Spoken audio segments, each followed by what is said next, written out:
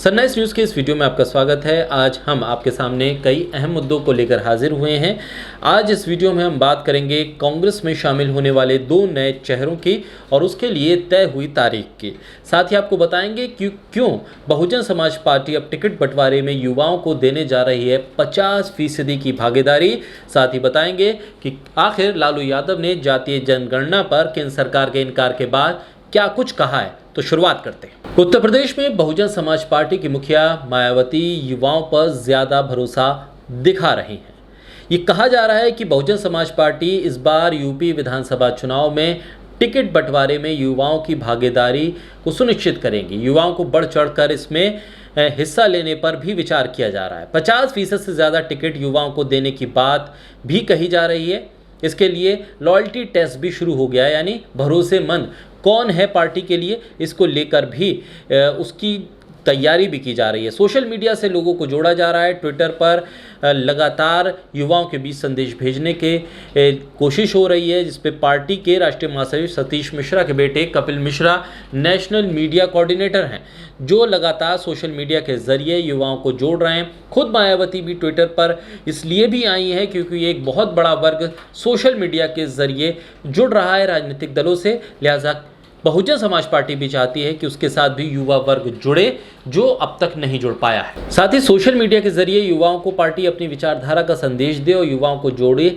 इस काम के लिए जो सबसे भरोसेमंद है मायावती के राष्ट्रीय महासचिव सतीश चंद्र मिश्रा के बेटे कपिल मिश्रा, जो नेशनल मीडिया कोऑर्डिनेटर हैं बहुजन समाज पार्टी के। वो विधानसभा चुनाव से पहले सक्रिय हो गए हैं।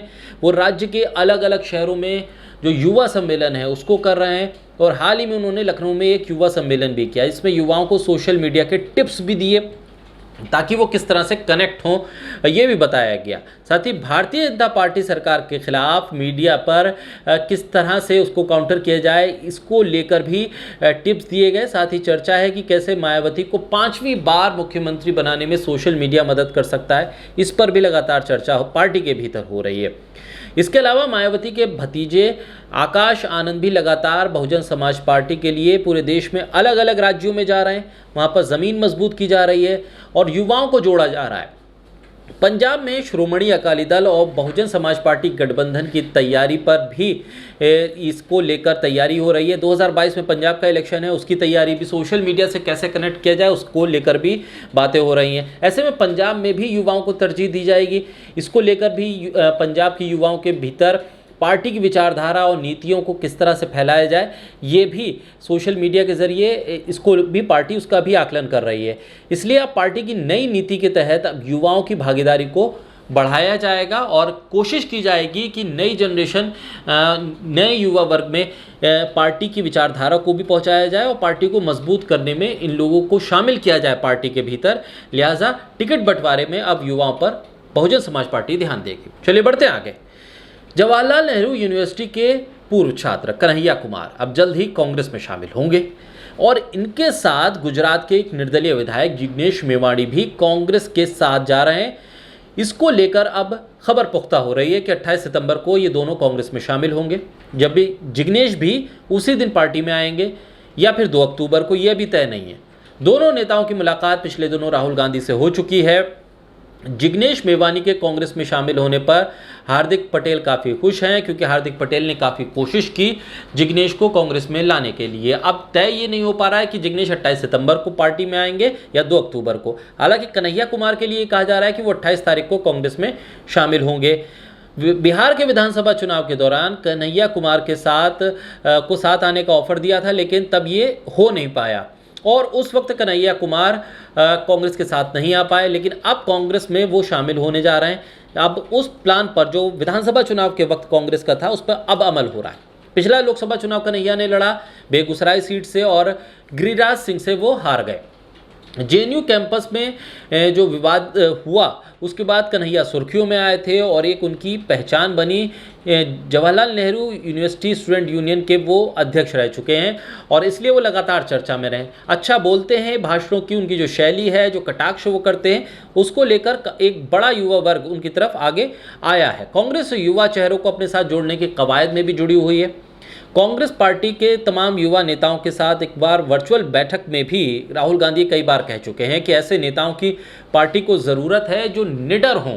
ऐसे नेता जो बाहर हैं उन्हें कांग्रेस में लेकर आइए, जो निडर हैं, जो सरकार से डरते नहीं हैं, सरकार के सामने आईना दिखाते हैं। ऐसे लोग जो आरएसएस की विचारधारा के खिलाफ लड़ सकते हैं, उनको पार्टी के बाहर से लेके आइए। कांग्रेस में कई ऐसे युवा चेहरे और नेता शामिल अब आने वाले समय में हो सकते हैं जो समय समय पर बीजेपी और आरएसएस पर निशाना साधते रहें, उनकी विचारधारा से लड़ते रहें। लेकिन देखना होगा कि जिग्नेश मेवानी के आने से गुजरात विधानसभा चुनाव पर कांग्रेस को कितना फायदा होगा और कन्हैया कुमार के आने से बिहार की जो राजनीतिक स्थिति है कांग्रेस की, उसमें कितना बदलाव होगा। क्योंकि आखिरकार 2024 का जो चुनाव होने जा रहा है लोकसभा का, उसमें इन दोनों की अहम भूमिका हो सकती है। लेकिन देखना होगा कि इन दो नए चेहरों को किस हद तक कांग्रेस की जो पुरानी ब्रिगेड है वो एक्सेप्ट कर पाएगी। चलिए बढ़ते हैं आगे। बिहार में जातिगत जनगणना के मुद्दे पर राजनीति गर्मा गई है। लालू यादव ने केंद्र सरकार पर सुप्रीम कोर्ट में जो हलफनामा दायर किया उस पर अब तीखा हमला बोला है, क्योंकि केंद्र सरकार ने जातिगत जनगणना से इनकार कर दिया था। लालू यादव ने कहा कि जनगणना में सांप, बिच्छू, तोता, मैना, हाथी, घोड़ा, कुत्ता, बिल्ली, सियार समेत पशु पक्षी, पेड़ पौधे गिने जाएंगे, लेकिन पिछड़ी जाति वर्ग के इंसानों की गिनती नहीं होगी। ये एक बड़ा सवाल लालू यादव ने यहाँ खड़ा किया। यानी बिहार में अब राजनीति जातिगत जनगणना को लेकर गरमाना शुरू हो चुकी है। लालू यादव ने भारतीय जनता पार्टी और संघ से सवाल पूछा है कि आखिर उन्हें पिछड़े और अति पिछड़ों से इतनी नफरत क्यों है। लालू ने कहा कि जातिगत जनगणना कराने से सभी वर्गों का भला होगा और सबकी वास्तविक स्थिति का पता चलेगा। लालू ने आरोप लगाया कि भारतीय जनता पार्टी और संघ पिछड़ा और अति पिछड़ा वर्ग के साथ बहुत बड़ा धोखा कर रहे हैं। लालू यादव यहीं नहीं रुके। उन्होंने कहा कि अगर केंद्र सरकार जनगणना फॉर्म में एक अतिरिक्त कॉलम जोड़कर देश की कुल आबादी के 60% से अधिक लोगों की जातीय जनगणना नहीं करा सकती तो ऐसी सरकार और इन वर्गों के चुने हुए सांसदों और मंत्रियों पर धिक्कार है। लालू यादव ने जनता से ऐसे सांसदों और मंत्रियों का सामाजिक बहिष्कार करने की अपील की है। उधर नीतीश कुमार की पार्टी को उम्मीद है कि केंद्र जल्द ही इस दिशा में कोई सकारात्मक कदम उठाएगा। जेडीयू के राष्ट्रीय अध्यक्ष राजीव रंजन सिंह ने कहा है कि अभी जातिगत जनगणना शुरू नहीं हुई है। भले ही केंद्र ने सुप्रीम कोर्ट में जातिगत जनगणना कराने की में तकनीकी कठिनाई की बात कही हो, मगर केंद्र सरकार इस मुद्दे पर अभी तक कोई निर्णय उसने नहीं लिया है। बिहार सरकार में मंत्री संजय कुमार झा ने कहा कि जातिगत जनगणना का मुद्दा नीतीश कुमार पिछले 30 सालों से उठा रहे हैं। इस मुद्दे पर हमारी पार्टी का रुख साफ है। हमें उम्मीद है कि जातिगत जनगणना के मुद्दे पर कोई सकारात्मक कदम उठाया जाएगा। हम सबको प्रधानमंत्री के निर्णय का इंतजार है। यानी जेडीयू अभी भी प्रधानमंत्री कार्यालय की तरफ देख रहा है और गठबंधन में होने के नाते अभी नीतीश कुमार खुलकर बयान नहीं दे पा रहे। हालांकि नीतीश कुमार की अगुवाई में सभी विपक्षी पार्टियां और खुद बीजेपी के प्रतिनिधि भी प्रधानमंत्री से मिले थे और उनसे कहा था कि जातिगत जनगणना कराई जाए। आने वाले विधानसभा चुनाव जो कई राज्यों में होने जा रहे हैं और जबकि इन चुनावों में ये मुद्दा काफ़ी अहम होने जा रहा है।